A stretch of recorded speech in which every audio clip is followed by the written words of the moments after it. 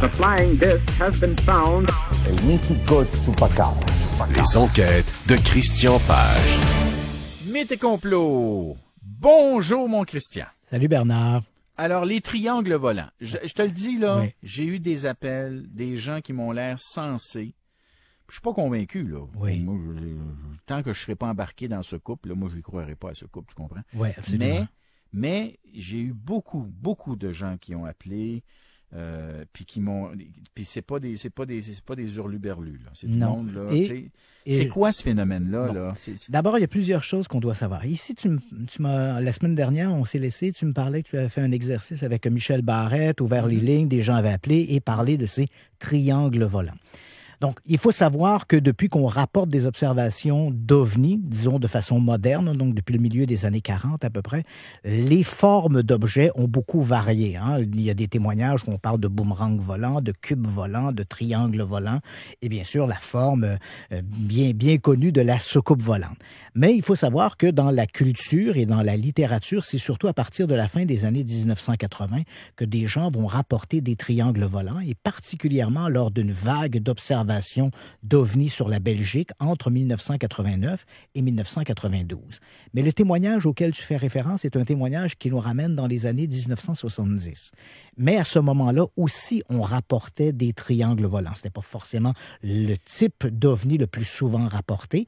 Et c'est sûr que dans le cas présent, on peut exclure la possibilité de drones. Dans les années 70, on n'en avait pas. Donc, les gens rapportent ces observations. Mais les gens ne me disent pas nécessairement c'est un triangle. Ils me disent c'est trois points lumineux qui, oui, semble-t-il, se déplacent de concert. Donc, peut-être exact. 3 objets qui se déplacent en même temps, voilà, ou 3 lumières sur un seul et même objet. D'accord. Ce qu'il faut savoir ici, Bernard, et ça, c'est très important, il y a 2 choses qui sont primordiales pour pouvoir s'engager dans cette conversation. La première, c'est que le phénomène des OVNI est enquêté depuis la fin des années 40, principalement par les militaires aux États-Unis, mais également par des organismes civils. Il faut savoir qu'au moment où on se parle, il y a en France un organisme étatique, donc qui appartient au gouvernement, qui est lié au Centre national de la recherche spatiale, le CNES. Cet organisme s'appelle le GEPAN, qui veut dire Groupe d'enquête et d'information sur les phénomènes aérospatiaux non identifiés. C'est un organisme étatique. Et pourquoi il est important, cet organisme? Parce que contrairement aux ufologues, qui sont généralement des amateurs, puis je dis pas qu'ils font pas un bon travail, mais tu comprends que si un ufologue à Montréal appelle l'armée en disant voilà, il y a des gens qui ont vu des lumières dans le ciel, est-ce que c'était des manœuvres militaires? Les militaires ne répondront pas à ce genre de questions. Oui, je comprends. Tu comprends? Donc, un organisme civil comme le GEPAN en France, il a la possibilité de coordonner les informations qui viennent à la fois de la gendarmerie, qui viennent de l'aviation civile et qui viennent également de l'armée. C'est pour ça qu'un organisme comme celui-là fait un travail vraiment hors pair. Et ce que nous démontrent les recherches menées autant par les militaires aux États-Unis que les organismes civils, disons, entre guillemets, étatiques, ce qu'ils montrent, ces recherches, c'est que jamais le phénomène des OVNI a été réfuté. Donc, il faut arrêter de diaboliser l'armée en disant l'armée nie l'existence des OVNI. Ce n'est pas vrai. Durant les commissions d'enquête menées aux États-Unis par l'armée américaine sur les OVNI, lorsqu'ils ont déposé leurs conclusions, les conclusions étaient toujours dans le même sens. Il y a un nombre d'observations à rapporter chaque année par des témoins dignes de foi, et ces observations ne trouvent pas d'explication de manière rationnelle. Ça ne veut pas dire qu'on est en présence d'objets volants venus d'une autre planète. On est en présence de phénomènes aériens qu'on n'arrive pas à identifier. Pourquoi on ne les identifie pas? Peut-être parce que l'information est trop clairsemée pour pouvoir tirer des conclusions, ou bien on est en présence d'un phénomène tout à fait exotique. Donc, jamais, ni du côté de l'armée, ni du côté des civils, on a dit que les OVNI n'existaient pas.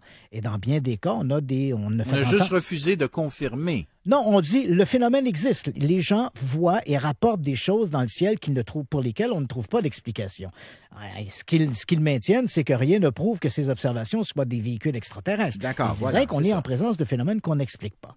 Ça, c'est très important de le retenir parce qu'on a tendance souvent à diaboliser les autorités en disant on nous cache des choses, ou l'armée nie l'existence des OVNI, ce qu'elle ne fait pas. Elle reconnaît qu'il y a des observations pour lesquelles on n'a pas d'explication. Et on a nous-mêmes fait entendre ici sur les ondes, par exemple, au cours des derniers mois, des observations qui avaient été des OVNI, qui avaient été détectées par radar.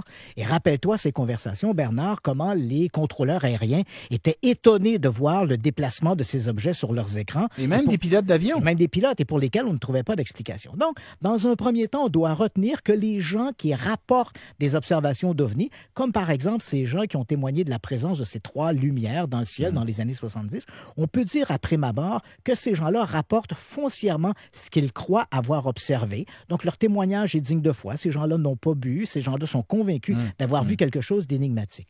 La deuxième chose qu'il faut retenir, Bernard, et ça ne te fera pas plaisir, et ça ne fera certainement pas plaisir aux auditeurs, toutes les recherches menées depuis les années 60, les unes après les autres, et ce n'est pas l'opinion de Christian Page, c'est l'opinion d'études menées de manière rigoureuse.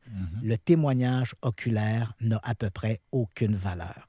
Lorsque la personne est confrontée à un phénomène qu'il observe dans le ciel ou peu importe ailleurs, lorsqu'il est confronté à un phénomène qu'il n'explique pas, le cerveau se met rapidement à nous jouer des tours. La personne voit trois lumières dans le ciel, son cerveau va imaginer qu'il y a une forme au milieu de ces lumières qui les retiennent ensemble, lui faisant imaginer qu'il y a un seul et unique objet. Les témoignages oculaires, s'ils ne sont pas appuyés par des preuves matérielles, sont excessivement fragiles. Et non seulement ils sont fragiles, on sait, encore une fois, par des études très rigoureuses, les unes derrière les autres, vont toujours dans le même sens. Même des gens que l'on croit de manière culturelle, socialement, comme étant des bons observateurs, par exemple des policiers ou même des pilotes d'avion, lorsqu'il est question d'objets qu'on n'arrive pas à identifier, on ne peut pas déterminer quelle est sa distance, on ne peut pas déterminer sa taille et on ne peut pas déterminer son mouvement. Alors même le meilleur des pilotes d'avion, quand il te dit « j'ai vu une lumière dans le ciel », à mon avis, ça se trouvait à 2 km et ça faisait 50 mètres de diamètre. En réalité, ça se trouvait peut-être à 500 km. Donc les gens s'imaginent avoir vu 3 lumières? Non, ils ont vu probablement 3 lumières, mais ensuite, ce qu'ils vont raconter, le déplacement de ces objets, de quelle façon les objets se trouvaient, à quelle distance ils se trouvaient. Ce que l'on sait maintenant, et on le fait à travers de très nombreux... Il y a une part d'imagination. Voilà. À partir du moment où l'observateur est placé dans une situation inhabituelle et ce qu'il voit n'est pas conforme à quelque chose qu'il connaît, son témoignage devient excessivement fantaisiste. Donc, il faut faire très attention lorsqu'on accueille ces témoignages et bien les regarder en fonction de ce que l'on sait sur le comportement social des observateurs. Il y a 2 réalités, Bernard. Il y a une réalité qui est la réalité factuelle. Donc, si j'avais placé une caméra sur le bord de la route et ce que j'aurais filmé, ce serait la réalité factuelle. Et il y a la réalité psychologique, celle que je crois avoir observée, celle que je crois être la réalité, mais qui n'est pas forcément le reflet d'une réalité factuelle. Et c'est malheureusement ce que démontrent les études sur les ovnis depuis les 70 dernières années. Je sais, on a tendance à dire, oui, ça peut arriver à mon voisin de se tromper, mais pas moi. Je sais ce que j'ai vu. Malheureusement, oui, c'est ça, malheureusement, les études montrent que tu sais ce que tu crois avoir vu, mais ce que tu as vu n'était peut-être pas forcément la réalité. Mais on aime tellement se référer à nos sens, on fait confiance à nos sens, que d'imaginer qu'on a pu un peu fantasmer sur une observation, ça devient excessivement compromettant. Intéressant, très, très intéressant. Je suis content qu'on ait eu cette mise au point, cette explication, Christian Page. Merci et à vendredi prochain. Absolument.